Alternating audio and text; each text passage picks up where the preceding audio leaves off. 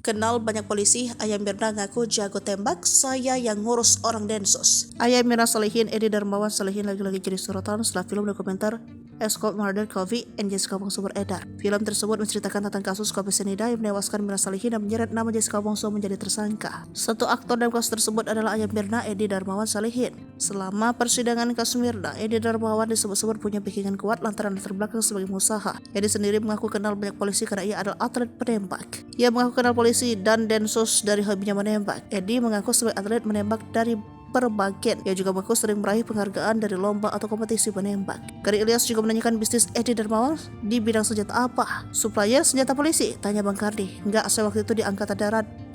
Badan Pembekalan ABRI, kata Edi. Oh, penyuplai babek, kata Karni. Ya pernah sama temen dulu, bayarnya tahu sendiri kan, kata Edi. Logistik Polri enggak? Tanya Bang Karni. Bangkrut, enggak mau terusin, kata Edi.